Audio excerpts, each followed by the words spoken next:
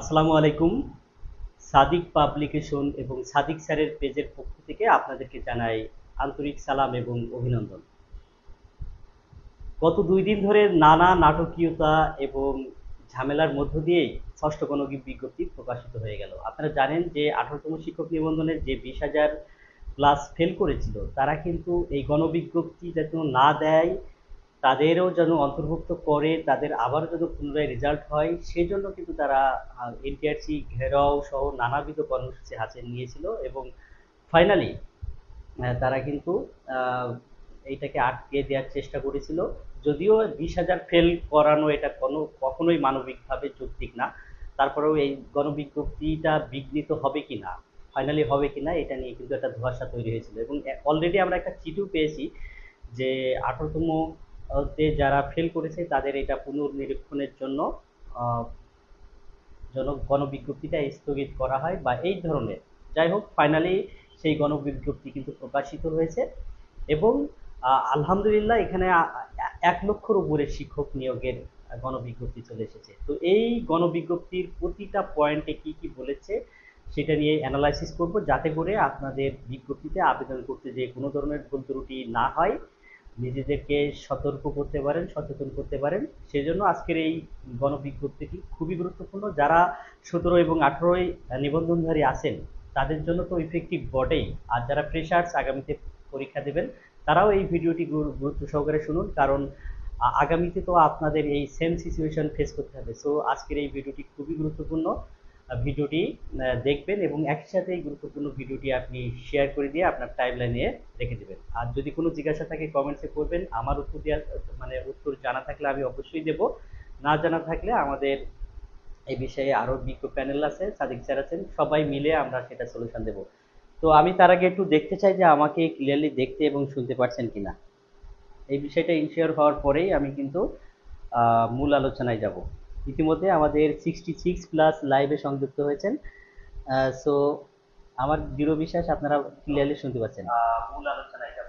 ইতিমধ্যে আমাদের লাইভে সংযুক্ত হয়েছেন। সো ওকে,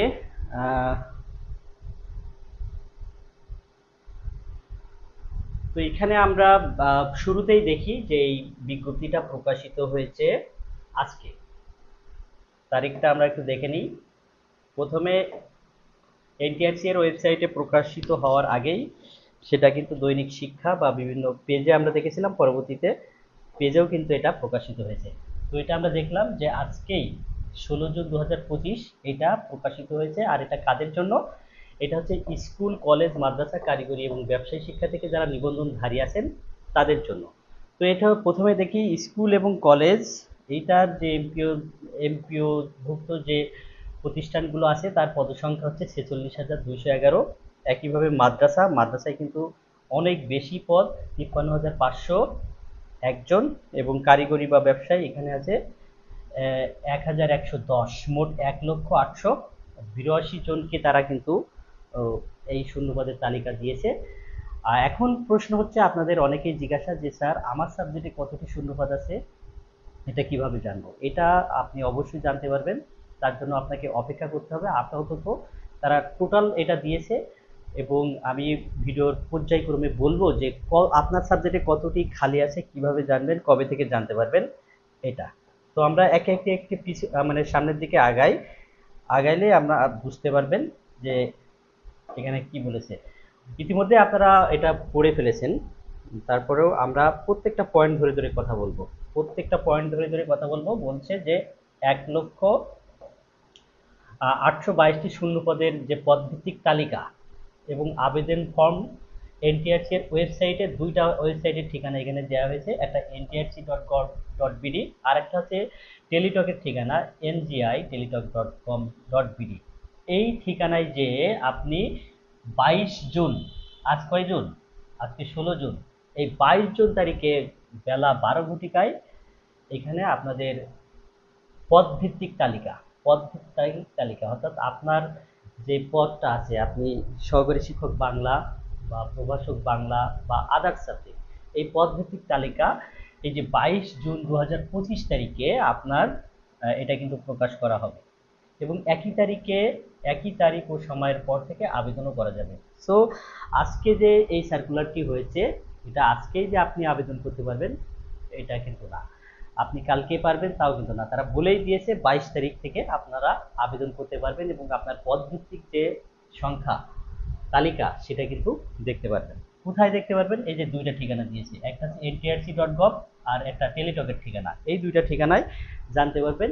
একই সাথে আমরা যদি সুযোগ পাই আমরাও এটা আপনাদের সাথে ডিটেলসে আলোচনা করব। এখন আবেদনের যে যোগ্যতা, এই যোগ্যতা কি আপনারা সবাই জানেন, তারপরেও একটু বলে নিই, যারা ফ্রেশার্স আছে অনেকেই আগামীতে নিবন্ধন দেবেন তাদের জন্য এই তথ্যগুলো দরকার। এখন হচ্ছে সংশ্লিষ্ট বিষয় এবং পদ ও প্রতিষ্ঠানের ধরন অনুযায়ী নিবন্ধন সনদধারী হতে হবে। এখন এইখানে কিন্তু সংশ্লিষ্ট বিষয় এবং প্রতিষ্ঠানের ধরন মাদ্রাসা, স্কুল, কারিগরি। আপনি কারিগরি সার্টিফিকেট অর্জন করে স্কুলে আবেদন করবেন তা কিন্তু হবে না। সংশ্লিষ্ট বিষয়, আপনি বাংলায় পাশ করে অন্য আরেকটা সাবজেক্টে আবেদন করবেন, হয়তো কম্পিউটারে আবেদন করতে গেলে হয়তো নিয়ে নিতে পারে, বাট সেটা কিন্তু হবে না। তাহলে যোগ্যতা হচ্ছে আপনি যে বিষয়ে পাশ করেছেন, যে প্রতিষ্ঠানের জন্য পাশ করেছেন, যে প্রতিষ্ঠান মিনস হচ্ছে স্কুল, কলেজ, মাদ্রাসা। আপনি কলেজে পাশ করে স্কুলে হবে না, স্কুলে পাশ করে কলেজেও হবে না, এরকম সনদদারি হতে হবে। সনদদারি হতে হবে কারা? প্রিভিয়াস সকল সনদদারি কি হবে না, একটু পরে আমরা সেটাও জানতে পারবো যে এই যে সনদের মেয়াদ 3 বছর এবং 3 বছর মেয়াদ, যাদের সনদের মেয়াদ সেটা 17তম ধাপ এবং 18তম ছাড়া, আর প্রিভিয়াস যাদের আছে 16তম বা 15তম তাদের কিন্তু 3 বছরের ঊর্ধ্বে হয়ে গেছে, সো তারা আবেদন করতে পারবে না। আরো কিছু শর্ত আছে সেটা আমরা পর্যায়ক্রমে দেখব। তাহলে প্রথমত হচ্ছে সংশ্লিষ্ট বিষয়, প্রতিষ্ঠান এবং সার্টিফিকেট, সনদের বয়স, এই বিষয়গুলো কিন্তু দেখতে হবে। খ নম্বরে কি বলছে? সম্মিলিত মেধা তালিকায় অন্তর্ভুক্ত এবং বেসরকারি শিক্ষক নিবন্ধন পরীক্ষা গ্রহণ। আচ্ছা, এখানে অনেক মানে তাদের প্রশাসনিক কথাবার্তা বলেছে। শেষে বলেছে যে গ নম্বরে দেখেন, ষষ্ঠ নিয়োগ সুপারিশ বিজ্ঞপ্তি নামক সেবা বক্সে পাওয়া যাবে। অর্থাৎ আপনি কোন কোন জায়গায় আবেদন করতে পারবেন না পারবেন, এটা অনেক বিষয় আছে। নীতিমালা যদি আপনি করতে চান তাহলে এনটিআরসি এর ওয়েবসাইটের এই যে ষষ্ঠ নিয়োগ সুপারিশ বিজ্ঞপ্তি নামক একটা বক্স আছে, ওই বক্সে আরও অনেক বিষয় ডিটেলস আছে, সেটা হয়তো অন্য কোনো ভিডিওতে আলোচনা করব যদি প্রয়োজন পড়ে, সেখানে আপনি পড়ে নিতে পারবেন। আচ্ছা, দেখেন এখানে ঘ নম্বরটা খুবই ইম্পর্টেন্ট। ঘ নম্বরটা ইম্পর্টেন্ট, আপনারা কমেন্টস হয়তো করছেন, আমি একটু পরেই দেখব। দেখেন বলছে 15 মে 2025, 15 মে 2025 মোতাবেক কোনো মহিলা কোটা থাকবে না। এটা কিন্তু পুরুষ প্রার্থীদের জন্য একটা গ্রেট অপরচুনিটি। কোনো মহিলা কোটা থাকবে না। আমরা দেখেছিলাম যে লাস্ট যে গণবিজ্ঞপ্তি, পঞ্চম গণবিজ্ঞপ্তি বা তার গণবিজ্ঞপ্তিতে দেখা গেছে যে মহিলা কোটার কারণে হাজার হাজার পদ শূন্য থাকতো এবং সেখানে যোগ্য মানে মহিলা কোটাধারী পাওয়া যেত না, পদগুলো ফাঁকা থাকতো। সেখানে পুরুষ সার্টিফিকেটধারী থাকা সত্ত্বেও তারা ঢুকতে পারতো না কোটার বেড়াজালে পড়ে, এবং এর ফলে প্রতিষ্ঠানও কিন্তু গ্রেড সাফার করতো। এখন কিন্তু সেই সাফারিংটা আর করতে হবে না, মহিলা না পাওয়া গেলে সেখানে পুরুষ ঢুকতে পারবে। সো ইতিপূর্বে আমরা দেখেছি প্রায় 25,000 প্লাস যে মহিলা কোটার কারণে পদ শূন্য থাকতো, ওইটা ফিল আপই হতো না, কারণ মহিলা পুরুষ মানে মহিলা সার্টিফিকেটধারী পাওয়া যেত না, আর পাওয়া গেলেও অনেক মহিলা তারা দূর দূরান্তে যেতে চাইতো না, যার কারণে ওই পদগুলো খালি থাকতো। এখন কিন্তু সেই সুযোগটা পুরুষরা পাবে। সো অনেকেই নাম্বার কমধারী যাদের আগে চাকরি হয়নি, এই কারণে আমি বলবো আপনাদের অনেকের চাকরি হয়ে যাবে। আশা করি বুঝতে পেরেছেন। আচ্ছা, অনেকে বলে ষষ্ঠ গণবিজ্ঞপ্তিতে কি সবার চাকরি হবে? আচ্ছা, সবার চাকরি হবে না, বাট অলমোস্ট চাকরি হয়ে যাবে। এরপর করণীয় কি? স্যার আমি ষষ্ঠ গণবিজ্ঞপ্তি বুঝতে পারিনি, ভালোভাবে বুঝতে চাই। আচ্ছা, প্রতিটা পয়েন্ট আমি ধরে ধরে আলোচনা করব, আপনারা একটু লাইনে থাকবেন। আমি কমেন্টসগুলো একটু ল্যাপটপে দেখছি, এই মুহূর্তে মোবাইলটা আমার কাছে নাই। আর আপনাদের যদি কোনো জিজ্ঞাসা থাকে অবশ্যই করবেন। আমাদের 121 প্লাস লাইভে সংযুক্ত হয়েছেন, নিঃসন্দেহে আপনারা আগামী দিনের শিক্ষক হতে চলেছেন। তো গুরুত্বপূর্ণ লাইনের প্রত্যেকটা লাইন বোঝার চেষ্টা করবেন, না বুঝতে পারলে আমাদেরকে কমেন্টস করবেন, আমরা উত্তর দেওয়ার চেষ্টা করব। এবং এই গুরুত্বপূর্ণ লাইভটি শেয়ার করে দেবেন যাতে করে আপনার টাইম লাইনে থেকে যায়, পরবর্তীতে আপনি বুঝতে না পারলে এটা আবার দেখে নিতে পারেন। নেক্সট আমরা যাই, তাহলে মহিলা কোটা যদি থাকছে না, এটা পুরুষদের জন্য একটা গ্রেট অপরচুনিটি। এবং মেয়েদের যে মানে একটু লুজার হলেন তা না, ঠিক আসলে ওই পদগুলো খালিই থেকে যেত মেয়ে। আর এখন কোটা না থাকার কারণে এখানে কিন্তু মেয়েদেরকেও সমান ফাইট দিয়ে আসতে হবে। বিষয়টা হলো এরকম, আগে মেয়েদের জন্য কিছুটা মানে অনেকটা তারা রিল্যাক্সে ঢুকে যেতে পারতো, মানে পুরুষের চেয়ে কম নাম্বার নিয়েও কোটার কারণে মেয়েরা ঢুকতে পারতো। এখন সেই জায়গাতে এখন নারী পুরুষ সমান অধিকারের মতো জায়গা তৈরি হয়েছে এখানে, সেটাই বলবো। এবার 4 নম্বর আমরা দেখি, বলা হয়েছে শিক্ষা মন্ত্রণালয়ের মাধ্যমিক ও উচ্চশিক্ষা বিভাগ, কারিগরি ও মাদ্রাসা শিক্ষা বিভাগ থেকে জারিকৃত সর্বশেষ জনবল কাঠামো এমপিও নীতিমালা অনুযায়ী প্রার্থীকে আবশ্যিকভাবে কেবলমাত্র শিক্ষক নিবন্ধন সনদে উল্লেখিত বিষয় সংশ্লিষ্ট পদ শিক্ষা প্রতিষ্ঠানে আবেদন করতে হবে। আবেদনকারী মিথ্যা তথ্য প্রদানের মাধ্যমে আবেদন করলে এবং তদনুযায়ী নিয়োগ সুপারিশ প্রাপ্ত হলে উক্ত সুপারিশ বাতিল সহ তার বিরুদ্ধে আইনানুগ ব্যবস্থা নেওয়া হবে। দেখেন, কোনো ধরনের মিথ্যা তথ্য প্রদান করলে, তার বিরুদ্ধে তথ্য সুপারিশ বাতিল করা হবে এবং তার বিরুদ্ধে আইনানুগ ব্যবস্থা নেওয়া হবে। কি কি ধরনের মিথ্যা তথ্য প্রয়োগ করতে পারে?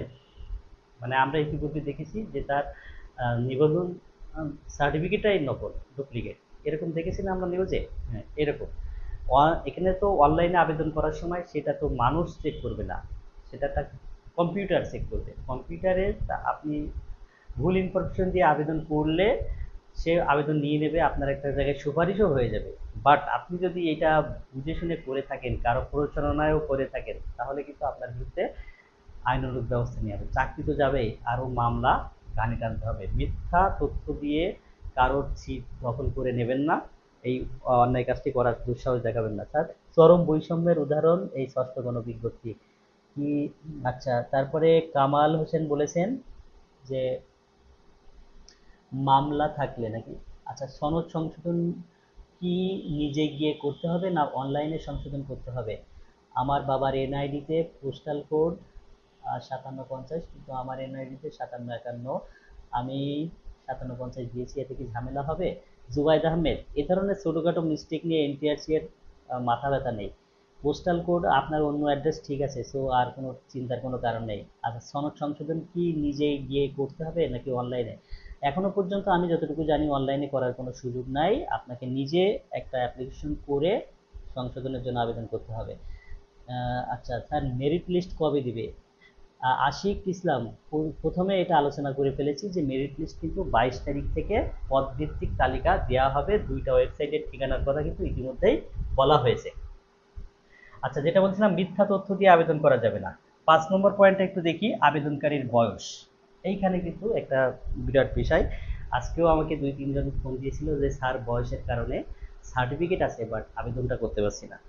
তো এইখানে দেখেন, সত্যি তারা খুবই আনলাকি যে 18তমতেও যারা পাস করেছে বাট তাদের বয়স শেষ হয়ে গেছে, এই বয়সের কারণে তারা কিন্তু আবেদন করতে পারবে না। এখানে বলেছে বয়স, আবেদনকারীর বয়স 4 জুন 2025 তারিখে 35 বছর বা তার কম হতে হবে।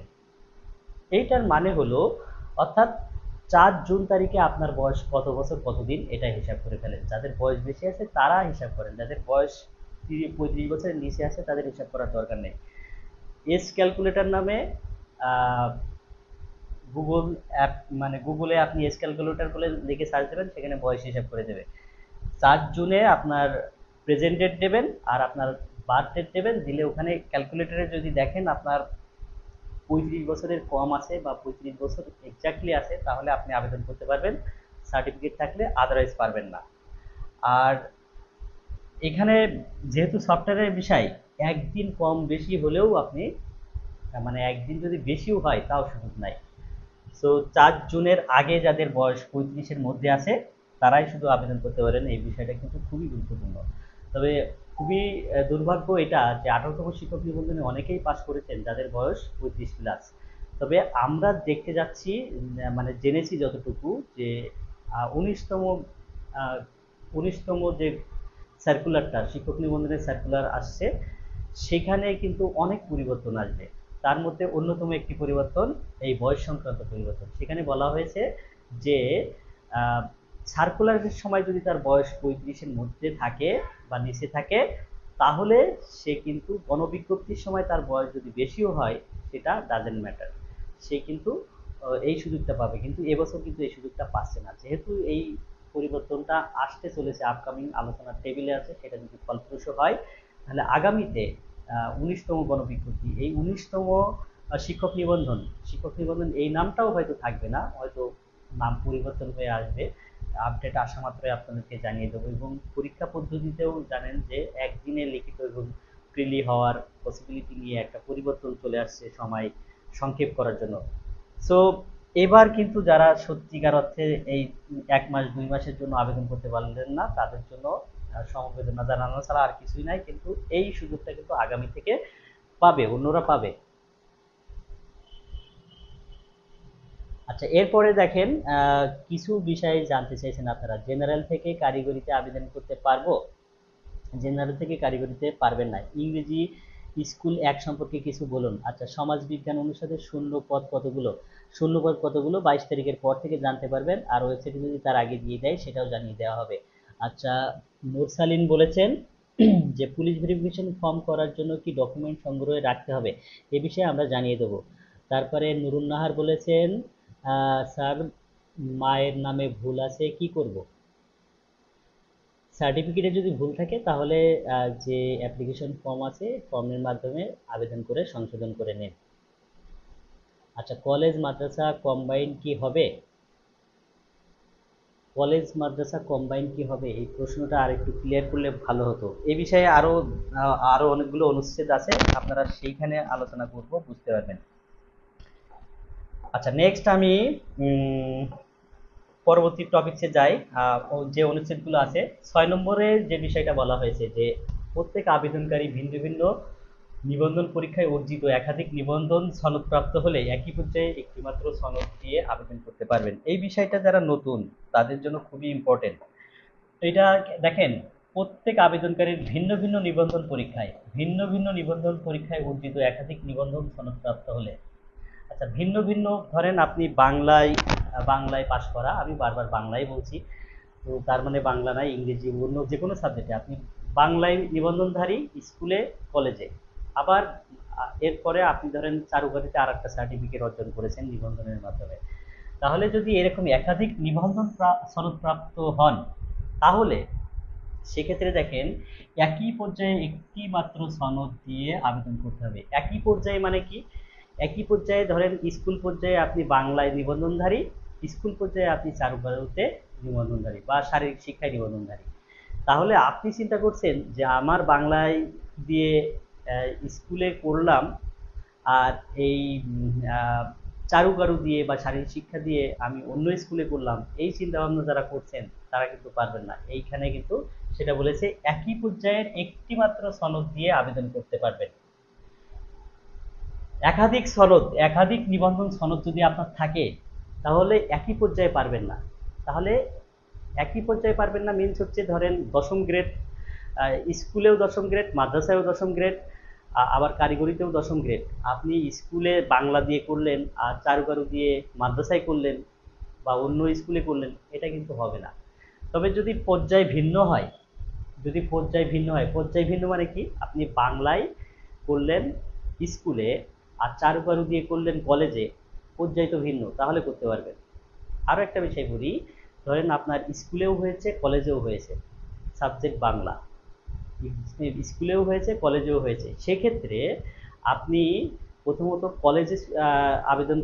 কলেজ এবং স্কুলে আবেদন করলে প্রথমে আপনাকে কলেজ সুপারিশ করবে, কলেজে যদি না হয় তাহলে স্কুলে সুপারিশ করবে, আর যদি মেধা তালিকায় আপনি টিকতে না পারেন কোথাও হবে না।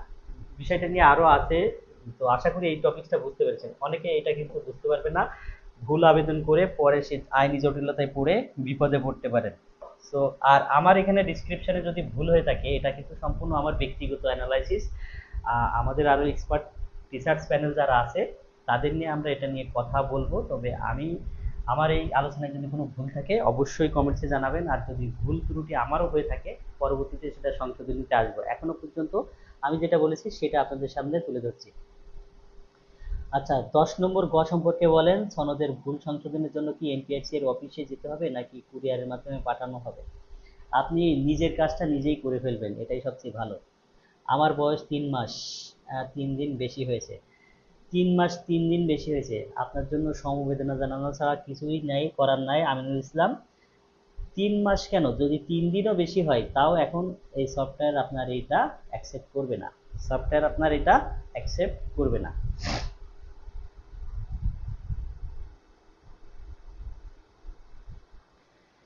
এরপরে বলছেন, স্যার আমি সহকারী মৌলভী ও আরবি প্রভাষক 2 পরীক্ষায় উত্তীর্ণ, আমি কি উভয় পদে আবেদন করতে পারবো?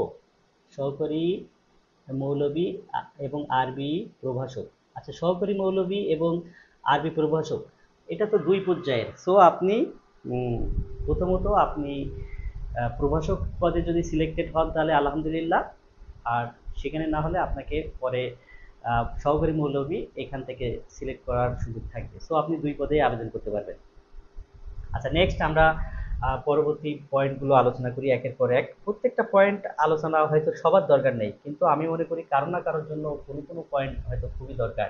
এখন 7 নম্বর যে একটা পয়েন্টটা নিয়ে আলোচনা করবো, এটা খুবই ইম্পর্টেন্ট। এটা পঞ্চম গণবিজ্ঞপ্তিতেও ছিল যে একজন প্রার্থী শূন্য পদের তালিকা থেকে তার আবেদনে সর্বোচ্চ 40টি শিক্ষা প্রতিষ্ঠান চয়েস দিতে পারবেন। এটা কিন্তু আগেও ছিল, কিন্তু এখানে নতুন একটা জিনিস সংযোজন করা হয়েছে, সেটা বলবো। 40টি শিক্ষা প্রতিষ্ঠান চয়েস দিতে পারবেন। আচ্ছা, চয়েস প্রদানের পর কোনো প্রার্থী যদি চয়েস বহির্ভূত শিক্ষা প্রতিষ্ঠানে চাকরি করতে ইচ্ছুক হন, তাকে ই অ্যাপ্লিকেশন ফর্মে প্রদর্শিত আদার অপশন নামক বক্সে ইয়েস ইয়েস করতে হবে। অর্থাৎ আপনি যদি 40টা প্রতিষ্ঠান চয়েস দিলেন, দেওয়ার পরে আপনার মনে হয়েছে যে আমার চাকরিটা যেভাবে হোক দরকার, এই 40টার মধ্যে যদি না হয় তাহলে আমার যে নাম্বার, সেই নাম্বার দিয়ে যদি বাংলাদেশের যে কোনো জায়গায় আমাকে চাকরি আমার এই নাম্বারের সাথে ফাইট দিয়ে হয়, তাহলে আমি করতে আগ্রহী। সেটা বান্দরবন, খাগড়াছড়ি বা দুর্গম কোনো এলাকায় যদি হয়, আমি যেখানে থেকে আমি করতে আগ্রহী। আপনি যদি এরকম আগ্রহী হন তাহলে এই যে আদার অপশনের ইয়েসে ক্লিক করবেন। আর যদি আপনি মহিলা মানুষ, আর স্বামী আপনাকে ব্যারিয়ার দিয়েছে যে আপনি এই কয়টা প্রতিষ্ঠানের বাইরে চাকরি যদি হয় হলো, আর না হলে এর বাইরে করতে পারবেন না, সেক্ষেত্রে আপনি আর ইয়েস অপশনে ক্লিক করবেন না। আপনি এখানে যদি চাকরি করতে ইচ্ছুক না হন এর বাইরে, তাহলে নো অপশনে ক্লিক করতে হবে। আছে না অনেক হাজবেন্ডের ব্যারিয়ার আছে, নিজের ইচ্ছার ব্যাপার আছে যে আমার এই কয়টা প্রতিষ্ঠানের মধ্যে যদি হয় ভালো আমি করব, না হলে আমি করব না, তাহলে নো অপশনে ক্লিক করতে হবে। আর যদি মনে করেন 40টার বাইরে যদি আপনার করার ইচ্ছা থাকে, তাহলে আপনি ইয়েস অপশনে ক্লিক করবেন। অনেকেই ভাবতে পারে ইয়েস অপশন ক্লিক করলে হয়তো আমাকে এই 40টার থেকে সিলেক্ট না করে আমাকে বাইরের একটা দুর্গম এলাকায় দিয়ে দেবে, এরকম ভাবছেন, কিন্তু না, এটা সম্পূর্ণ কম্পিউটারাইজ মাধ্যমে হবে। সো আপনাকে ডিপ্রাইভ করা হবে না, আপনাকে কিন্তু 40টার মধ্যে যদি হয় তাহলে সিলেক্ট করা হবে, না হলে তখন আপনাকে অন্য প্রতিষ্ঠানকে সিলেক্ট করা হবে। সো এটা অনেকেই ভেবে থাকতে পারে যে ইয়েস অপশন দেওয়া মানে আমার প্রথম 40টাই হবে না। আপনি ইয়েস অপশন দেবেন, দেওয়ার পরে দেখবেন যদি আপনার প্রথম 40টা না হয়, তাহলে ওই 40টায় যারা চাকরি পাবে তাদেরকে খোঁজ নেবেন যে তারা আপনার চেয়ে বেশি নাম্বারধারী কিনা। অবশ্যই তারা আপনার চেয়ে বেশি নাম্বারধারী, তাই তারা চাকরি পেয়েছিল, আপনি পাননি। বিষয়টা আমি ক্লিয়ার করলাম জাস্ট। এখানে দেখেন আরও একটা বিষয় আছে, শুধু ইয়েস অপশন ক্লিকে সীমাবদ্ধ না। ইয়েস অপশন ক্লিক করার সাথে সাথে যদি আপনি 40টার বাইরে অন্য প্রতিষ্ঠানে চাকরি করতে চান, ইয়েস অপশনে ক্লিক করার সাথে সাথে 3টা অপশন পাবেন। কয়টা অপশন পাবেন? 3টা। এই 3টা অপশনের মধ্যে 1 নম্বর যে অপশনটা থাকবে,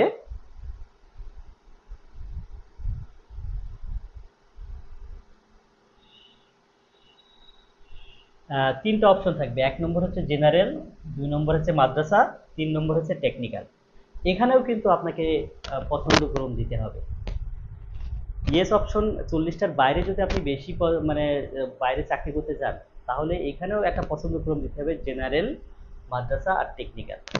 এখন আপনার ইচ্ছা ধরেন মাদ্রাসায় চাকরি করার, তাহলে আপনি প্রথমে ইয়েস অপশনের পরে যে অপশনটা থাকবে সেখানে প্রথমে দেবেন মাদ্রাসা।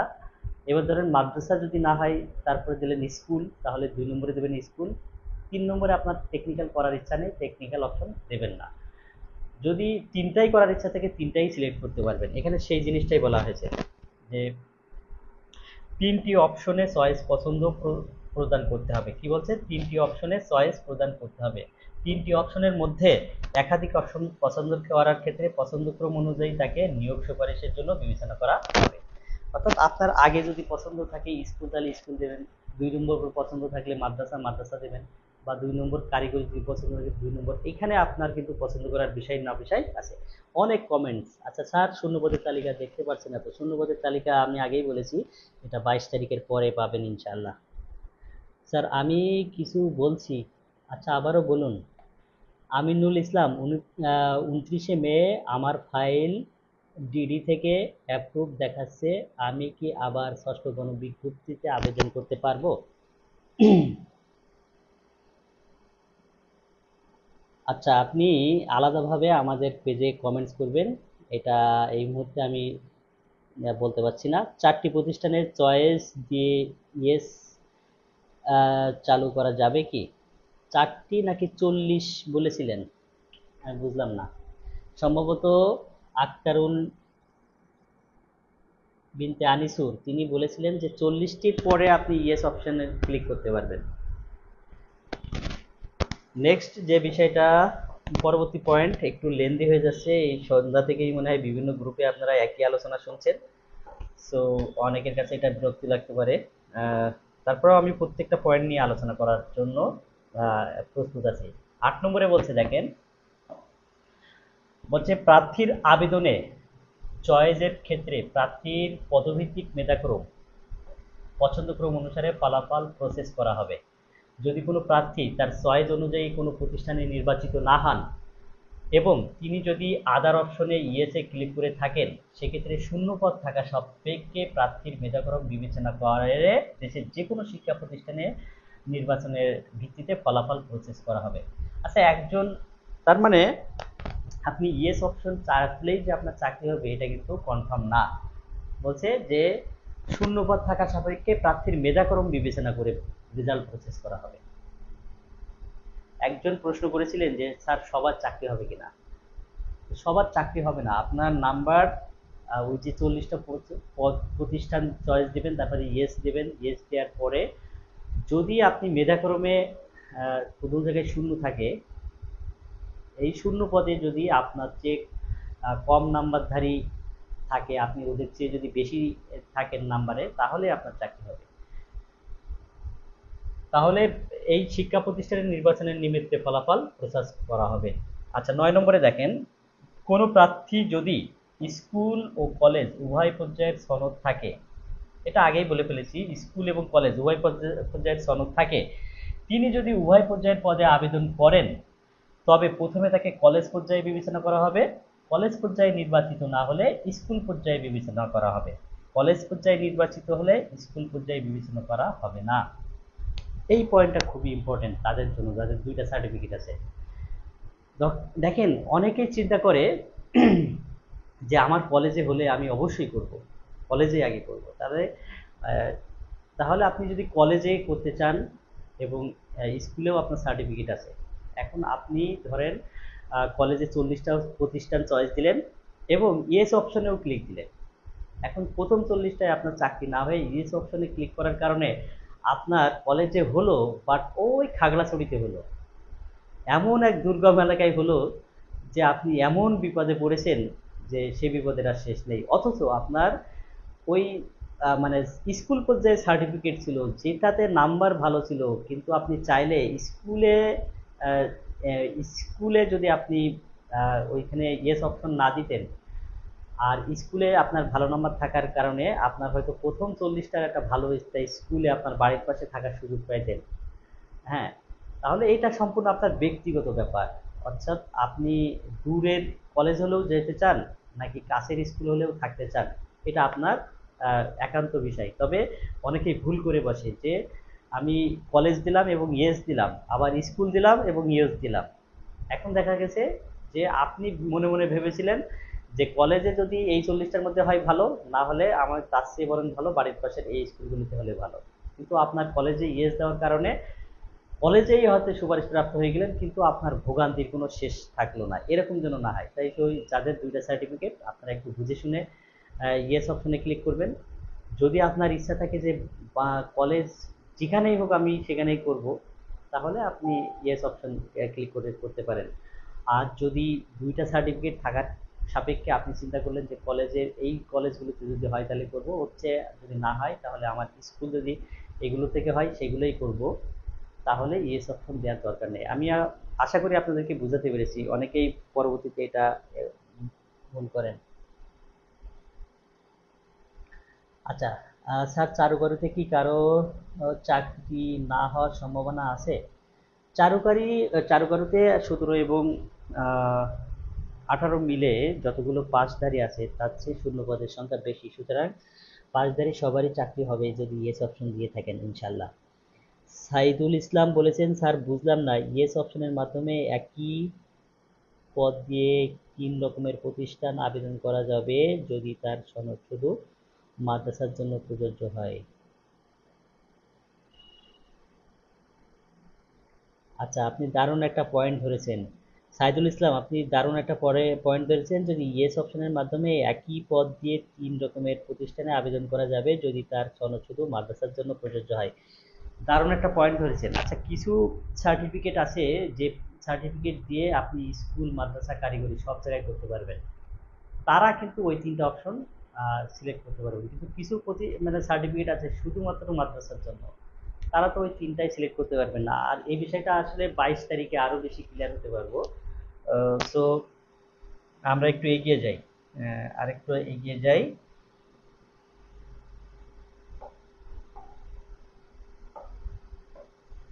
এখানে 10 নম্বরে বলা হয়েছে, দেখেন, আহ,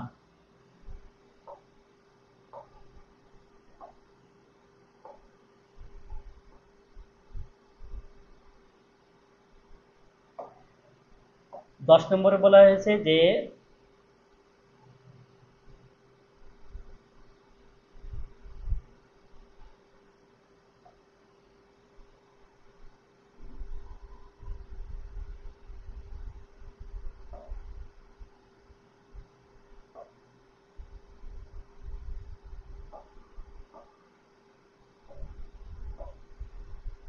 10 নম্বরে বলা হয়েছে যে একটি পর্যায়ে আবেদনকারীকে নির্ধারিত 1,000 টাকা ফি প্রদান করতে হবে। নির্ধারিত ফি পরিশোধ না করলে আবেদনটি বাতিল হিসেবে গণ্য হবে। তার মানে আপনার আবেদন করতে একটি পর্যায়ের জন্য 1,000, অর্থাৎ আপনি স্কুলে আবেদন করবেন 1,000 টাকা দিতে হবে। আবার যদি কলেজেও আবেদন করেন তাহলে আরো 1,000 দিতে হবে, অর্থাৎ একটি পর্যায়ের জন্য 1,000 টাকা, আর যদি দুইটা পর্যায়ে করেন তাহলে 2,000 টাকা। সংশ্লিষ্ট নিবন্ধন পরীক্ষায় আবেদনের প্রার্থীর ব্যবহৃত ছবি ডাউনলোড করে আবেদন ফর্মে নির্ধারিত স্থানে আপলোড করতে হবে। এটাই খুব ইম্পর্টেন্ট, এটা কিন্তু আগে ছিল না। এই পয়েন্টটা কিন্তু ইম্পর্টেন্ট। অর্থাৎ আপনি শিক্ষক নিবন্ধনের সময় যে আবেদনটা করে, যে ছবিটা দিয়ে আবেদন করেছিলেন, ওই ছবিটা দিয়েই কিন্তু এখন গণবিজ্ঞপ্তিতেও আবেদন করতে হবে। এখন যদি সেই ছবি হারিয়ে যেয়ে থাকে তাহলে ছবি ডাউনলোড করার একটা অপশন এনটিআরসি দেবে, সেই ছবি ডাউনলোড করে সেই ছবি দিয়ে আবেদন করবেন। আর যদি আগের ছবি থাকে সেই আগের ছবি দিয়েই আপনি আবেদন করতে পারবেন, অর্থাৎ নির্ধারিত যে আগের ছবি ছিল সেটা দিয়ে করতে হবে। আর এটা 22 তারিখে আরো ক্লিয়ার হয়ে যাবে। গ নম্বরে বলেছে অনলাইনে আবেদন ফর্ম পূরণ ও ফি জমা দেওয়া সংক্রান্ত নিয়ম টেলিটক বাংলাদেশ লিমিটেডের এই এনজিআই এর পাওয়া যাবে। আচ্ছা, পুলিশ ভেরিফিকেশন ফর্ম, এটাও কিন্তু খুবই ইম্পর্টেন্ট। পুলিশ ভেরিফিকেশন ফর্ম একজন কমেন্টস করেছিলেন যে এটা সম্পর্কে জানতে চাই। আচ্ছা, পুলিশ ভেরিফিকেশন ফর্ম কিভাবে পূরণ করতে হয়, কি কি তথ্য দিতে হয়, এটা নিয়ে আলাদা ভিডিও ইনশাল্লাহ পাবেন। তবে আপাতত বলে রাখি, পুলিশ ভেরিফিকেশন ফর্ম কিন্তু ইতিপূর্বে পরে করতে হতো। গণবিজ্ঞপ্তিতে সুপারিশ হওয়ার পরে পুলিশ ভেরিফিকেশন ফর্ম আলাদাভাবে মানে ফিল আপ করে এনটিআরসি থেকে পাঠাতে হতো। কিন্তু এবার কিন্তু পুলিশ ভেরিফিকেশন ফর্ম এই যে অ্যাপ্লিকেশনের সময়, এই গণবিজ্ঞপ্তির সময় নিয়ে নিচ্ছে। এটার মানে হলো যে আপনাদের মানে নিয়োগ যেন খুব ত্বরান্বিত হয়, খুব তাড়াতাড়ি দেওয়া যায়, সেজন্য পুলিশ ভেরিফিকেশন ফর্ম একেবারেই আপনাদের নিয়ে নিচ্ছে। আর এখানে সেটা খুব স্ট্রিক্টলি বলেছে যে ফর্মটি যথাযথভাবে পূরণ করতে হবে, নতুবা তার আবেদন ফর্মটি বাতিল বলে গণ্য হবে। সো পুলিশ ভেরিফিকেশন ফর্ম কীভাবে পূরণ করবেন এ বিষয়ে ভিডিও ইনশাল্লাহ পাবেন।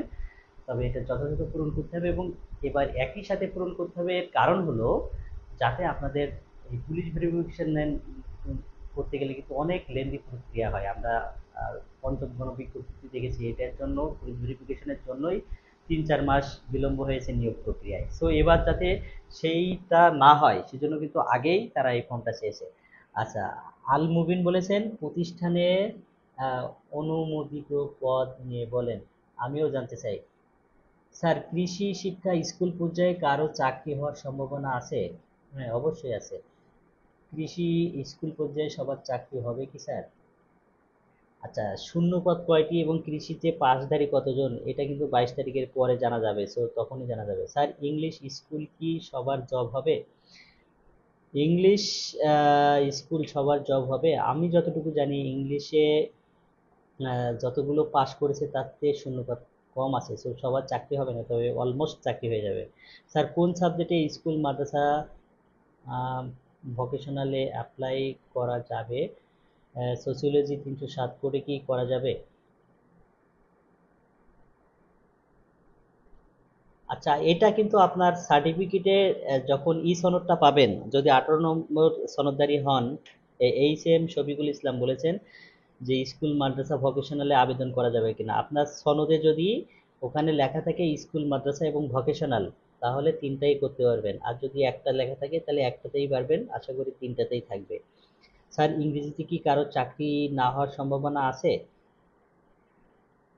আমি একটা বিষয়ই বলবো যে 1 লাখের উপরে শূন্যপদ, কিন্তু আহ, সনদধারী আছে 18তম 60,000। সো এখানে ম্যাক্সিমামেরই চাকরি হবে, অল্প কিছু বাদ যাবে যাদের শূন্যপদের তুলনায় পাশধারী বেশি। আচ্ছা, এখন আসি 12 নম্বর। 12 নম্বর বলছে ইন্ডেক্সধারী এমপিভুক্ত কর্মরত শিক্ষকদের আবেদন সংক্রান্ত। আচ্ছা, অনেকেই এনটিআরসি শিক্ষক হিসেবে কর্মরত আছেন। তিনি এখন চিন্তা করছেন যে আমি অনেক দূরে চাকরি করি, আমি এইবার এই চাকরিটা আর করতে চাই না, আমি আমার বাড়ির পাশের একটা স্কুলে আবেদন করব। সে চাইলেও এরকম করতে পারবে না।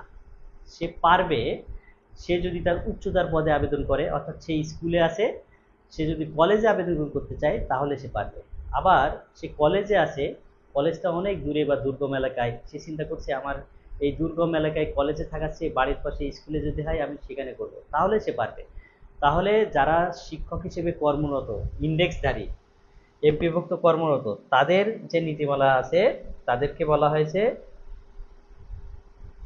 তারা মানে কর্মরত পদ ব্যতীত অন্য কোনো পদে উচ্চতার বা নিম্নতার পদের জন্য এনটিআরসি এর প্রত্যয়নপত্র থাকলে ইন্ডেক্সধারী শিক্ষকগণ উক্ত পদের জন্য আবেদন করতে পারবেন। তাহলে কি বলেছে যে যারা চাকরিরত আছেন তার উচ্চতার পদে আবেদন করতে পারবে, স্কুলে আছে এখন কলেজে আবেদন করতে পারবে। তারপরে কলেজে আছে, সে চাইলে এখন স্কুলে করতে পারবে, কিন্তু সমপর্যায়ে সে আবেদন করতে পারবে না। সে স্কুলে ছিল, আবারও স্কুলে আবেদন করতে পারবে না। সে স্কুল লেভেলের মাদ্রাসায় ছিল, সে আবারও মাদ্রাসায় করতে পারবে না। আশা করি ইন্ডেক্সধারী যারা ছিলেন তারা বুঝতে পেরেছেন বিষয়টা। স্যার, প্রতিষ্ঠানের ই অনুমোদিত পদ নিয়ে কিছু বলেন। আচ্ছা, এটা নিয়ে অন্য ভিডিওতে বলবো। স্যার, আপনি কোন জেলায় আপু? আচ্ছা, এটা কি 40টা কলেজ চয়েস দেওয়ার পর যদি এস অপশন চালু না করি তাহলে কি 40টার মধ্যেই চাকরি হবে? আপনি যদি 40টায় আবেদন করে ইয়েস অপশন না দেন, তাহলে ওই 40টার মধ্যে আপনি যদি মেধা তালিকায় অন্যদের সাথে লড়ে নাম্বারে বেশি থাকেন তাহলে 40টার ভিতরে চাকরি হবে, আর যদি অন্যদের চেয়ে নাম্বার কম থাকে তাহলে চাকরি হবে না। আশা করি বুঝতে পেরেছেন। আচ্ছা, জনি আহ, আখার্জি বলেছেন আমার স্থায়ী ও বর্তমান ঠিকানা পরিবর্তন হয়েছে এই 10-15 দিন হলো, একই উপজেলায় অন্য ইউনিয়নে আগের জায়গায়। আচ্ছা, এটা কোনো ব্যাপার না, আপনার স্থান পরিবর্তন হতেই পারে। হ্যাঁ, জনি আচার্যি, স্থান পরিবর্তন হতে পারে। আপনি পুলিশ ভেরিফিকেশনে দেখবেন ওখানে অপশন থাকবে যে আপনি লাস্ট 6 মাস কোন জায়গায় ছিলেন, তার পূর্বে আরও 6 মাস কোথায় ছিলেন, আরও 1 বছর আগে কোথায় ছিলেন। অর্থাৎ পুলিশ ভেরিফিকেশনে দেখবেন আপনার মানে লাস্ট 5 ইয়ার্সের যে যে জায়গায় আপনি অবস্থান করেছিলেন, আপনার ঠিকানা পরিবর্তন হয়েছে সেইগুলো চাইবে সেখানে দিয়ে দেবেন। আর আপনার ঠিকানা যদি পরিবর্তন হয় এতে কোনো সমস্যা নেই, আপনার বিভিন্ন জায়গায় চাই স্থায়ী এবং অস্থায়ী ঠিকানা। সুতরাং স্থায়ী ঠিকানায় আপনার সমস্ত ভেরিফিকেশন হবে এবং অস্থায়ী ঠিকানায়ও ভেরিফিকেশন হবে। আর স্থায়ী ঠিকানাটাই মূলত আপনার অ্যাপয়েন্টমেন্ট লেটার বা এভরিথিং সব কিছু প্রসেসিং হবে। সো ঠিকানা পরিবর্তন হতেই পারে। আমার বাড়ি সাতক্ষীরা, কিন্তু আমি থাকি অন্য জেলায়। সো এটা হতেই পারে, আপনার বাড়ি এক জায়গায়, পড়াশোনার ক্ষেত্রে আপনি ঢাকায় থাকেন। সো এখানে কোনো বিষয় না, নতুন করে যে আবেদনটা করবেন সেখানে স্থায়ী অস্থায়ী দুইটা ঠিকানাই দেবেন। তবে পুলিশ ভেরিফিকেশনের ঝামেলা এড়াতে একটা ঠিকানা দিলে বেটার হবে। একটা ঠিকানা দিলে বেটার হবে। ধরেন আপনি মাঝে মাঝে অন্যত্র থাকেন, কিন্তু আপনি যদি স্থায়ী এবং বর্তমান ঠিকানা একই দেন তাহলে ভেরিফিকেশন একটি জায়গায় হবে, সুতরাং সেক্ষেত্রে আপনার জটিলতা কম হবে। এটা একটা বুদ্ধি দিলাম জাস্ট। স্যার, এরপরে আরো কিছু মেরিট লিস্ট কবে দিবে? মেরিট লিস্ট আমি বলেছি 22 তারিখের পরে পাবেন, আগেও পেতে পারেন। ইসলাম শিক্ষায় কি সবার চাকরি হবে? একই ধরনের প্রশ্ন। প্রত্যয়ন কি এনটিআরসি এর সার্টিফিকেট? প্রত্যয়নপত্র কি এনটিআরসি এর সার্টিফিকেট? স্যার, আমরা মেধা তালিকা কবে নাগাদ পেতে পারি? একই ধরনের প্রশ্ন। আমি আগে শেষ করে নিই, তারপরে আপনাদের প্রশ্নের উত্তর বাকিগুলো দেব। আপনাদের মনে যে প্রশ্ন আছে সবগুলো জমা রাখুন, টাইপ করে রাখুন, শেষের দিকে একটু ছাড়বেন। আমি আগে সবগুলো পয়েন্ট পড়ে নিই। এবার আমরা 13 নম্বরটা দেখব। 13 নম্বর পয়েন্টে কি বলা হয়েছে একটু দেখে নিই। 13 নম্বর পয়েন্টে বলা হয়েছে এটা শুধুমাত্র শারীরিক শিক্ষার যারা আছে, শারীরিক শিক্ষা এইটা এখানে কিন্তু কোটা, কিন্তু মহিলা কোটা এখন নাই। শুধুমাত্র শারীরিক শিক্ষার ক্ষেত্রে বালিকা বিদ্যালয় এবং মহিলা কলেজে যারা আবেদন করবেন, কোনো পুরুষ সেখানে আবেদন করতে পারবে না। বালিকা বিদ্যালয় এবং মহিলা কলেজ শারীরিক শিক্ষার কোনো পুরুষ আবেদন করতে পারবে না। যদি করে এবং সে সুপারিশ প্রাপ্ত হয়, তাহলে সেই মিথ্যা তথ্য দিয়ে আবেদন করার কারণে তার সুপারিশ বাতিল করা হবে। তাহলে এটা খুব সিনসিয়ার, যারা শারীরিক শিক্ষা শুধু তাদের জন্য এটা প্রযোজ্য, যে বালিকা বিদ্যালয় এবং মহিলা কলেজে কোনো পুরুষ শারীরিক শিক্ষার শিক্ষক আবেদন করতে পারবে না। এটা খুবই ইম্পর্টেন্ট। যদি আপনি না জেনে করে থাকেন, এর দায়ভার আপনাকেই নিতে হবে, কেন আপনি জানলেন না। এরপরে বলছে বেসরকারি শিক্ষা প্রতিষ্ঠান, স্কুল কলেজে বলা দশ। আচ্ছা, ধর্ম এবং নৈতিক শিক্ষার ক্ষেত্রে এটাও খুব গুরুত্বপূর্ণ। আপনি ইসলাম ধর্মের নিবন্ধনধারী, তাহলে আপনাকে মুসলিম হতে হবে। আপনি হিন্দু ধর্মের নিবন্ধনধারী, তাহলে আপনাকে হিন্দু হতে হবে। অনেকেই চিন্তা করে যে আমি একটা হিন্দু ধর্মের সার্টিফিকেট নিয়ে নিই, আমি একটা খ্রিস্টান ধর্মের সার্টিফিকেট নিয়ে নিই, তাহলে আমি এখানে দ্রুত চাকরি পাবো। সেইটা রোধ করার জন্য, আপনি জাস্ট চাকরি নেওয়ার জন্য আপনার অন্য ধর্মে একটা সার্টিফিকেট নিয়ে নিয়েছেন, এখন আর সেই সুযোগ নাই। আপনাকে যে সার্টিফিকেট নেবেন তা আপনাকে সেই ধর্মের হতে হবে, আপনাকে সেই ধর্মের হতে। দেখেন, আবেদনকারীকে অবশ্যই সেই ধর্মের অনুসারী হতে হবে। মিথ্যা তথ্য দিয়ে আবেদন করে নিয়োগ সুপারিশ পেলে নিয়োগ বাতিল হবে।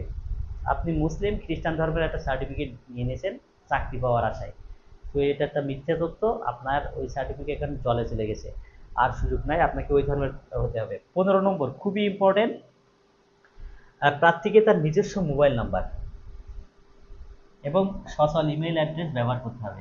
এখানে দেখেন, প্রার্থীকে নিজস্ব মোবাইল নাম্বার, অর্থাৎ ইতিপূর্বে আপনি যখন আবেদন করেছিলেন বাবার মোবাইল নাম্বার, ভাইয়ের মোবাইল নাম্বার, আপনার নিজস্ব মোবাইল নাম্বার ছিল না, সেটা গেছে বা এখন যে আবেদনটা করবেন আপনার নিজস্ব মোবাইল নাম্বার দিয়ে করতে হবে। আপনি অলমোস্ট এখন ম্যাচিউরড, সুতরাং আপনার মোবাইল নিজস্ব যদি না থাকে আপনি একটা সিম কিনে ফেলেন, সেই নাম্বার দিয়ে আবেদন করবেন এবং একটা সচল ইমেল অ্যাড্রেস। আপনারা অনেকে ইমেল অ্যাড্রেস একদিনের জন্য খোলেন, পরে পাসওয়ার্ড ভুলে যান। না, এই পাসওয়ার্ডটা আপনি আপনার মানে সুরক্ষিত জায়গায় লিখে রাখবেন, 2-3 জায়গায় লিখে রাখবেন, এবং এই ইমেল অ্যাড্রেসটা যেন সচল থাকে। অনেক সময় মেসেজ মোবাইলে না আসলেও ইমেলে চলে আসে, সো এটা আপনি টাইম টু টাইম এই মেসেজগুলো চেক করতে যেন পারেন, সেজন্য এটা কিন্তু বলা হয়েছে। 16 নম্বর পয়েন্টটা দেখি, আবেদন ফর্মটি অর্থাৎ অ্যাপ্লিকেশন ফর্ম পূরণের ক্ষেত্রে যথেষ্ট সতর্কতা অবলম্বন করতে হবে। ফর্ম পূরণ শেষে সাবমিট হয়ে গেলে তা কোনোভাবেই সংশোধনের সুযোগ থাকবে না। আপনি হাউমাউ করে কাঁদবেন যে কম্পিউটার ভুল করে দিয়েছে, অপারেটর ভুল করে দিয়েছে, অমুক ভাইকে দিয়ে করিয়েছিলাম সে ভুল করে দিয়েছে। না, কে ভুল করে দিল, পিএসসি এনটিআরসি তারা বলেই দিয়েছে, আমরা এসব দায়ভার নেব না। আপনি চাকরি করবেন, আপনি কোথা থেকে করাইছেন না করাইছেন, সব জায়গায় যেখান থেকে করান না কেন সতর্কতা অবলম্বন করে করতে হবে। কোনো ভুল ত্রুটি যদি হয় আপনার এ দায়ভার এনটিআরসি নেবে না। সাপোজ আপনি জানলেন না যে শারীরিক শিক্ষায় কোনো মহিলা কলেজ বা বালিকা বিদ্যালয় করা যাবে না, কিন্তু আপনি করে বসে আছেন এবং সেখানে সুপারিশপ্রাপ্ত হয়ে গেলেন, পরে আপনাকে কিন্তু নিয়োগ দেবে না। তাহলে এই ভুল কার? আপনি জানেন না, আপনার না জানাও একটা অপরাধ। সো এই সতর্কতা অবলম্বন করতে হবে। 17 নম্বর বলেছে, সকল আবেদনকারী নির্ধারিত ফি পরিশোধ সাপেক্ষে অনলাইনে সফলভাবে আবেদন পেশ করার পর আবেদনকারীকে স্ব উদ্যোগে দাখিলকৃত আবেদনের অ্যাপ্লিকেশন প্রিন্ট কপি সংরক্ষণ করতে হবে। অর্থাৎ আপনি আবেদন করার পরে একটা সফট কপি, পিডিএফ কপি দেওয়া হবে, সেটা আপনি প্রিন্ট করে সংরক্ষণ করবেন। কারণ অনেক সময় সফটওয়্যারের অনেক জটিলতা তৈরি হতে পারে, সাইটে ঢোকা না যেতে পারে, কোনো কারণে আপনার কোনো জটিলতা তৈরি হলে এই হার্ড কপি দিয়ে যেন আপনি এনটিআরসিতে একটা আবেদন করতে পারেন, বা যে কোনো পরিস্থিতিতে বা আপনার চাকরির ক্ষেত্রে এটা আবার বলতে পারে যে এই যে অনলাইনে আবেদন কপি প্রিন্ট কপি সাথে সংযোজন করতে হবে, আপনার জয়নিং এর সময় লাগতে পারে, বিভিন্ন কাজে লাগবে। সো এইটা কিন্তু একটি প্রিন্ট কপি আপনাকে কাছে রাখতে হবে, বিভিন্ন সময়ে এটা লাগবে। আচ্ছা, আমাদের সব পয়েন্ট যদি শেষ হয়ে যেয়ে থাকে, আমরা এবার বাকি কমেন্টসগুলো পড়বো। প্রত্যেকটা পয়েন্ট আমি পুঙ্খানুপুঙ্খভাবে আলোচনা করার চেষ্টা করেছি। এর মধ্যে যদি আমার কোনো ভুল ত্রুটি, আচ্ছা এখনো আছে, হ্যাঁ এই পয়েন্টটা এখনো আছে, আরো কয়েকটা পয়েন্ট একটু পড়ে নিই। আবেদনের ফি প্রদানের তারিখ ও সময়। আবেদন করতে পারবেন 22 তারিখ থেকে। কবে থেকে? আজকে 16 তারিখ, কিন্তু আপনি আবেদন করতে পারবেন কবে থেকে? 22 তারিখ থেকে। 22 তারিখ থেকে আবেদন করতে পারবেন দুপুর 12টার পর থেকে। 22 তারিখেই আবেদন করে বসবেন না, আপনি যে 40টা প্রতিষ্ঠান চয়েস দেবেন, সেই 40টা চয়েস প্রতিষ্ঠান সম্পর্কে আপনার একটু খোঁজখবর নিতে হবে। কেন নিতে হবে এই বিষয়ে, প্রতিষ্ঠান চয়েসের বিষয়ে আর একটা ভিডিও পাবেন, তবে আজকে এই বিষয়ে কথা বলবো না। আর আবেদন করতে পারবেন 22 তারিখ থেকে, আর আবেদনের শেষ তারিখ হচ্ছে 10 তারিখ, 10 জুলাই। 10 জুলাই। তবে 10 জুলাই আবেদন করতে পারলেও মানে আরেকটা সুযোগ দেওয়া হয়েছে। ধরেন আপনার কাছে টাকা নেই, এরকম অনেক নিডি পরিবার থাকতে পারে যে আপনি 1000 টাকা দিয়ে আবেদন করবেন, সেই টাকাটাই পেমেন্ট করতে পারছেন না, টাকা নেই কাছে। তো আপনি 10 তারিখে আবেদন করেছেন কিন্তু টাকা পরিশোধ করতে পারেননি, কিন্তু তারপরে আরো 3 দিন সময় দেওয়া হবে, 13 জুলাই পর্যন্ত আপনি আবেদন করার পরে টাকা জমা দিতে পারবেন, আরো 3 দিন সময় দেওয়া হবে। সো এই হলো কথা। 22 তারিখে আবেদন শুরু, 10 জুলাই শেষ। এরপরে বলা হয়েছে, প্রাপ্ত আবেদন সমূহ শূন্য পদের চাহিদা অনুযায়ী প্রতিটি পদের বিপরীতে প্রার্থীদের পছন্দ ও মেধার ভিত্তিতে একজন করে প্রার্থী নির্বাচন করা হবে। অর্থাৎ প্রতিটা পদে একজন করে প্রার্থী নির্বাচিত করা হবে আপনার মেধার ভিত্তিতে।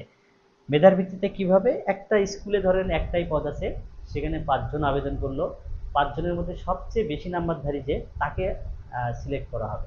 তাহলে বাকি চারজনের তো আরো 39টা করে স্কুল প্রতিষ্ঠা চয়েস দেওয়া আছে, তাই না? স্কুল বা কলেজ চয়েস দেওয়া আছে, ওই 39টার মধ্যে আবারও সে মেধা তালিকায় আরেকটা প্রতিষ্ঠানে যদি টিকতে পারে থাকবে, না পারলে না পারে। এইভাবে কিন্তু মেধার ভিত্তিতে সফটওয়্যার তাদেরকে বিবেচিত করবে।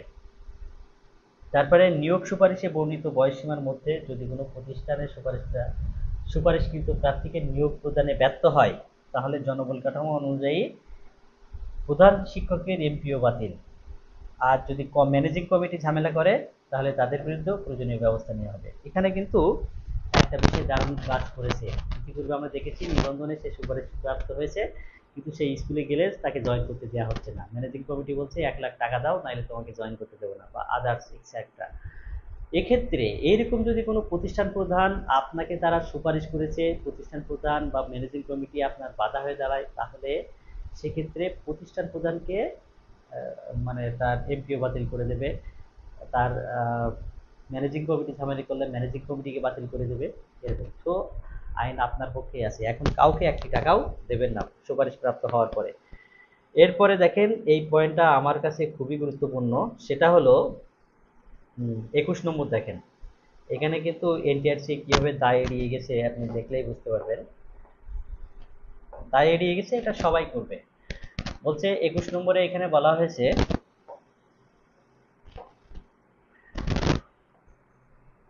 প্রতিষ্ঠান প্রধান কর্তৃক দাখিলকৃত শূন্য পদের চাহিদা সংশ্লিষ্ট উপজেলা মাধ্যমিক শিক্ষা অফিসার এবং জেলা শিক্ষা অফিসারের মাধ্যমে সংগৃহীত হওয়ায় ভুল চাহিদা জনিত কারণে নিয়োগ সুপারিশে কোনো জটিলতার জন্য এনটিআরসি দায়ী থাকবে না। দেখেন এনটিআরসি কি বলে দিয়েছে স্পষ্ট, বলছে তারা যে এই 1,08,22 জনের শূন্যপদ দেখাচ্ছে, এই শূন্যপদ কিন্তু এনটিআরসি এই কাজগুলো কাদের মাধ্যমে করেছে? মাধ্যমিক শিক্ষা অফিসার এবং জেলা শিক্ষা অফিসারের মাধ্যমে এই শূন্যপদের তালিকা তারাই পাঠিয়েছে।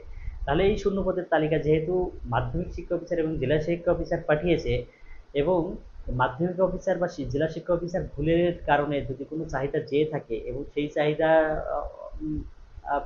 চাহিদা অনুযায়ী সেই প্রতিষ্ঠানে যদি আপনি সুপারিশপ্রাপ্ত হন, কিন্তু বাস্তবে যে দেখেন সেখানে শূন্যপদ নেই, তাহলে এই ধরনের ভুল ত্রুটির কারণে এনটিআরসি এর দায়ভার নেবে না। আমি আবারও ক্লিয়ার করি, ধরেন আপনার বাড়ি যশোর, আপনি যশোরের একটা শিক্ষা প্রতিষ্ঠানে শূন্যপদ ওয়েবসাইটে পেয়েছেন, আপনি সেখানে আবেদন করেছিলেন, 40টার মধ্যে একটি প্রতিষ্ঠান ছিল এবং আপনি সেখানে সুপারিশ প্রাপ্তি হয়েছে। পরবর্তীতে আপনি যে দেখেন সেখানে আসলে শূন্যপদ ছিল না, সেটা স্কুলের প্রধান শিক্ষক বা মাধ্যমিক শিক্ষা অফিসারের ভুলের কারণে সেই প্রতিষ্ঠানে শূন্যপদ দেখানো হয়ে গেছে। এই ভুল কিন্তু আপনার না, ভুলটা কার? মাধ্যমিক শিক্ষা অফিসার বা জেলা শিক্ষা অফিসার বা শিক্ষা প্রতিষ্ঠানের। তাহলে এই ভুলটা জন্য সাফারার কিন্তু ওরা হবে না, হবেন আপনি। তাহলে এখানে কিন্তু বিষয়টা হলো আপনাকে মানে যখন 40টা প্রতিষ্ঠান চয়েস দিবেন, অন্তত সেই 40টা প্রতিষ্ঠানের বিভিন্ন বিষয়ে খোঁজখবর নেওয়ার পাশাপাশি আসলে সেই পদ শূন্য আছে কিনা সেটা একটু ইনশিওর হওয়ার চেষ্টা করবেন। তবে হ্যাঁ, এটাও সত্য যে অনেক শিক্ষা প্রতিষ্ঠানে আপনি ফোন দিয়ে বলবেন, স্যার আপনার এখানে তো ওয়েবসাইটে খালি দেখাচ্ছে, আসলে কি এই পদটি শূন্য আছে? তখন ওই হেড স্যার তিনি আপনাকে মিথ্যা তথ্যও দিতে পারেন। কি কারণে দিতে পারেন?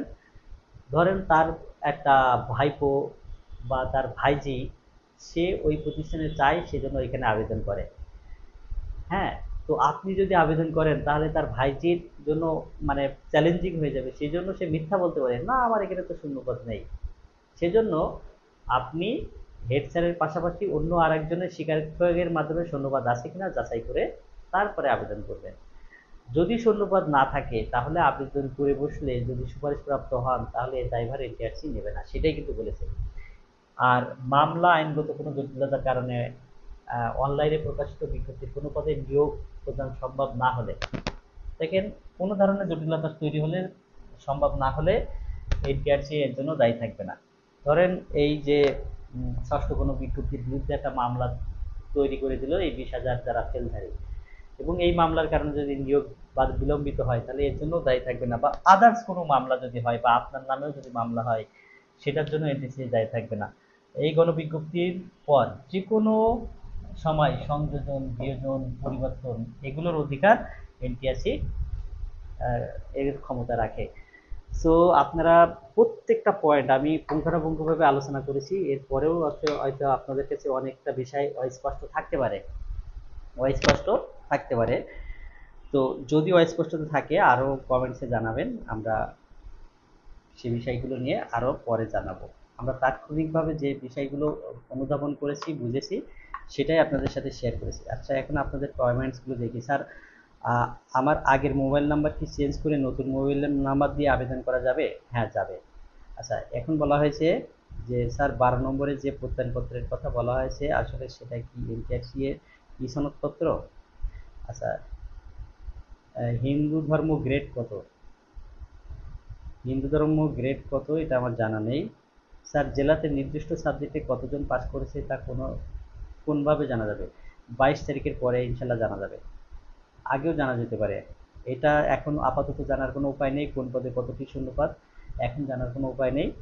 এটা জানা মাত্রই আপনাদেরকে পেজের মাধ্যমে জানিয়ে দেওয়া হবে। স্যার আমার বর্তমান ঠিকানা ও স্থায়ী ঠিকানা পরিবর্তন হয়েছে। আচ্ছা, ই সনদ কবে দিবে? ই সনদ কবে দিবে এটা দিলেই জানিয়ে দেওয়া হবে। ই সনদ আপনারা পাবেন, সেই সনদ দিয়ে আপনাদের আবেদন করতে হবে। মেধা তালিকা বা ই সনদ সম্পর্কে কিছু বলেন। মেধা তালিকা তারা তো আগেই বলেছে 2টা ওয়েবসাইটের মাধ্যমে জানিয়ে দেওয়া হবে 22 তারিখ থেকে, এবং 22 তারিখ থেকে আপনারা আবেদন করতে পারবেন। যদি তারা মনে করে মেধা তালিকা আরও আগে দেবে, ওয়েবসাইটে দেওয়া মাত্রই এই পেজের মাধ্যমে জানতে পারবেন। এখন আপাতত মেধা তালিকা বা ই সনদ সম্পর্কে আপডেট কোনো তথ্য নেই। আচ্ছা, বলেছেন স্যার পুলিশ ভেরিফিকেশন কি বাড়িতে এসে করবে নাকি থানায় ডাকে? নিয়ম হচ্ছে আপনার বাড়িতে যেয়ে ভেরিফিকেশন করা। কিন্তু পুলিশের অনেক ব্যস্ততা থাকার কারণে আপনাকে থানায়ও ডেকে নিতে পারে পুলিশ ভেরিফিকেশনের জন্য। আচ্ছা, এরপরে বলেছেন স্যার উপজেলা ভিত্তিক নিয়োগের ক্ষেত্রে অগ্রাধিকার আছে? না, এখন আর উপজেলা ভিত্তিক নিয়োগের ক্ষেত্রে কোনো অগ্রাধিকার নেই। নাম্বারে যে বেশি থাকবে সে যে জেলায় বা যে উপজেলারই হোক না কেন, নাম্বারে বেশি থাকলে সে অগ্রাধিকার পাবে। স্যার কলেজ মাদ্রাসা কম্বাইন হবে? আচ্ছা, এই প্রশ্নটা আমি বুঝতে পারছি না, আসলে কলেজ মাদ্রাসা কম্বাইন হবে এটা আমি বুঝতে পারছি না। আর স্যার 12 নম্বরে যে প্রত্যয়নপত্রের কথা বলা হয়েছে আসলে সেটা কি এনটিআরসি এর পিছনের? আচ্ছা, 12 নম্বরে কি করেছিল আমার মনে নেই, আমি আরেকবার দেখবো কি সনদের কথা যেন বলা হয়েছিল। আপনাদের কমেন্টস গুলো দ্রুত করুন, 12টা বাজতে গিয়েছে, আমি এখনই লাইভ থেকে লিভ নেব। আর আপনাদের ক্যাথার্থে বলে রাখি, আহ, আগামীকাল ইনশাল্লাহ বাংলার ধামাকা ক্লাস নিয়ে আবারও আসবো। যারা ফ্রেশার্স আছে ক্লাসে সবাই যুক্ত থাকবেন। স্যার ভাই ফেল পরীক্ষার্থীদের পাস করার কোনো সুযোগ আছে? এখনো তো সুযোগ দেওয়া হয়নি, ইতিপূর্বেও কখনো দেওয়া হয়নি। এখন দেবে কিনা এনটিআরসির নিজস্ব ব্যাপার, এ বিষয়ে আমাদের কোনো বলার নেই, কর্তৃপক্ষ ঠিক করবে। আপাতত এনটিআরসি থেকে আমরা যেটা জেনেছি যে ভাইবা যারা ফেল তাদের বিষয়ে কোনো চিন্তা ভাবনা নেই। তবে এদেশে মানে সব কিছুরই সম্ভাবনার দেশ বাংলাদেশ। আপনি আন্দোলন করে আহ, অনেক কিছু করতে আদায় করে নিতে পারেন। তবে যদি বয়স থাকে পরবর্তীতে আহ, 19তম নিবন্ধনের জন্য আবার খুব প্রস্তুতি নিন। আচ্ছা, আর কারো কোনো জিজ্ঞাসা আছে বা উপরে কোনো কমেন্টস পড়তে বাদ গেল নাকি? যদি উপরে কোনো কমেন্টস আমি না পড়ে থাকি তাহলে ওইটাকে কপি করে আবার করুন, আমি দেখে রিপ্লাই দেওয়ার চেষ্টা করব। যদি উপরে কারো কোনো কমেন্টস পড়তে আমি বাদ দিয়ে থাকি, উপরে কমেন্টস অনেক পড়ে গেছে, আমি দেখতে পাচ্ছি না।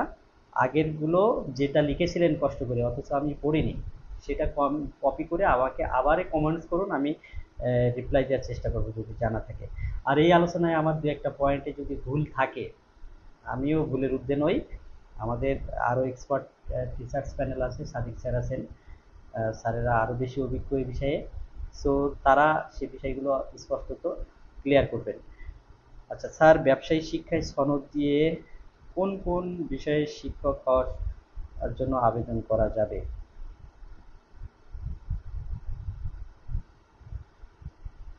ব্যবসায়ী শিক্ষা, আসলে আমি নিজেও ব্যবসায়ী শিক্ষার না, এই জন্য বলতে পারছি না। এটা আপনি অন্যত্র একটু জেনে নিন। হ্যাঁ, তো ব্যবসায়ী শিক্ষা সনদ দিয়ে আপনি কমার্সের ব্যবসা শিক্ষায়, কলেজে তো সুযোগই নাই ব্যবসায়ী শিক্ষা, অর্থাৎ অ্যাকাউন্টিংয়ে আপনার প্রভাষক হতে হবে, আর স্কুলে যদি হন তাহলে স্কুলের ব্যবসায়ী শিক্ষা সাবজেক্টেই হতে হবে আপনাকে, এটাই তো নিয়ম। স্যার আমার বাড়ির পাশে 6 থেকে 8 জুনিয়র স্কুল শূন্যপদে খালি আছে, এই স্কুলের প্রথম দিকে চয়েস দিলে কেমন হবে? অবশ্যই আপনার যেটা পছন্দ সেইগুলো প্রথমে দিবেন, হোক বা না হোক, ঠিক আছে? জুনিয়র স্কুলে পদ খালি আছে, চয়েস দিলে কেমন হবে? 6 থেকে 8 বেতন স্কেল, গ্রেড গ্রেড কি 6 থেকে 10-এর সমান হবে নাকি কম? জুনিয়র স্কুল অবশ্যই কম হবে। আচ্ছা, আমার বর্তমান ঠিকানা স্থায়ী ঠিকানা পরিবর্তন হয়েছে, গ্রামের বাড়ি ছিল, এতে কোনো সমস্যা নেই। স্থায়ী বর্তমান ঠিকানা পরিবর্তন হওয়ার জন্যই তো বর্তমান ঠিকানা স্থায়ী ঠিকানা জানতে চাওয়া হয়।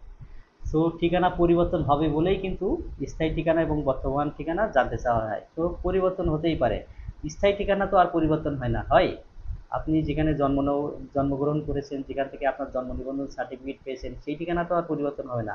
আর বর্তমান ঠিকানা পরিবর্তন হবে বলেই তারা এইটা অপশনটা রাখে। সো নতুন করে যদি আবেদন যখন চলে যাওয়ায় আমি আপনাদেরকে লাইভ থেকে বিদায় নিচ্ছি।